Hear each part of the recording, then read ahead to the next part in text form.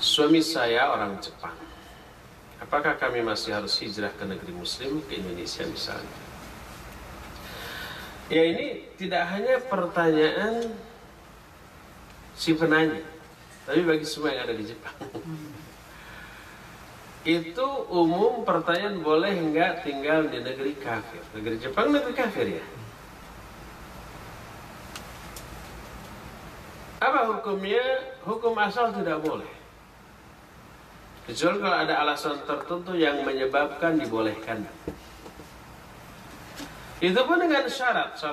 Syarat pertama bolehnya tinggal di negeri kafir adalah umpamanya untuk mempelajari satu ilmu yang sangat dibutuhkan oleh umat dan tidak bisa dipelajari di negeri Islam. Kedua, memiliki iman yang cukup untuk bisa memelihara diri dari semua godaan syahwat yang ada. Di negeri kafir kan godaannya luar biasa.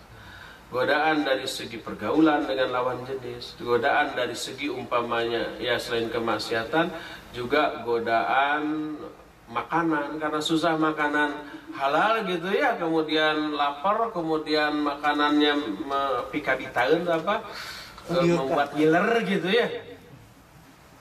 Cari-cari alasan untuk membolehkan makan.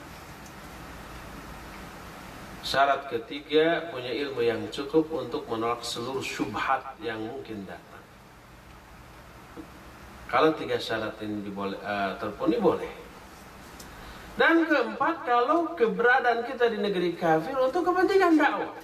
Kalau kita nggak ada di sana, nggak ada dakwah di negeri kafir. Kalau negeri kafir adalah negeri yang potensial untuk didakwahi, ya.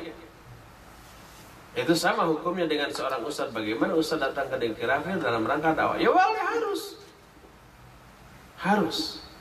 Seperti umpamanya ada komunitas muslim Indonesia yang ada di Eropa, di Belanda. Keberadaan mereka luar biasa perannya untuk menyebarkan dakwah sunnah. Kalau mereka para pulang ke Indonesia bisa mati itu dakwah. Karena apa? Saya pernah ke suatu negeri kafir di Eropa. Ada ikhwan kita yang sudah ngaji mengundang sekali, dua kali, tiga kali. Setelah itu ikhwan itu dipindahkan. Namanya diplomat kan nggak selamanya ya. Dia dipindahkan ke negeri lain, mati di sana. Nggak ada lagi itu dakwah sunnah. Padahal ini sudah subur. Jadi kalau keberadaan negeri kafir mengakibatkan dakwah bisa tersebar karena peran kita, ya boleh, bagus, pertahankan. Tapi kalau nggak ada peran, kita nggak punya peran, kita nggak bisa dakwah, nggak bisa mendatangkan ustadz untuk dakwah di sini, ilmu yang kita pelajari juga banyak di Indonesia atau di negeri Islam lainnya umpamanya ya, terus ilmu kita cetek, iman kita juga lemah, sebaiknya pulanglah ke Indonesia. Jadi termasuk akhwat yang bertanya ini ya tergantung ada peran nggak di sini. Kalau nggak ada peran malah semakin lama semakin tergerogoti ini iman, sudah pulang aja ke Indonesia. Bawa suaminya di sana kalau sudah Islam gitu ya, dan insya Allah sudah Islam begitu ya. Terus hiduplah di sana dengan bisa melaksanakan syariat Islam lebih baik daripada di sini. Dakwah sunnah tersebut itu tujuannya kepada kaum muslimin di negara tersebut atau kepada orang? Kedua-duanya. Kaum musliminnya dikuatkan imannya agar tidak terimbas oleh kekafiran lingkungan, tidak terkontaminasi dengan seluruh kesesatan yang ada, ya. Pemahaman-pemahaman yang keliru tentang Islam diluruskan terlebih dahulu, termasuk kalau memungkinkan ke orang kafir, iya. Sebab yang saya tidak tahu di Belanda, citra orang Indonesia, orang Islam di Indonesia di Belanda bagus dan mengundang simpati orang-orang Belanda. Lalu mereka tertarik dan ada banyak satu dua yang masuk Islam. Datang umpamanya ke organisasinya Euro Muslim di sana gitu ya, masuk Islam.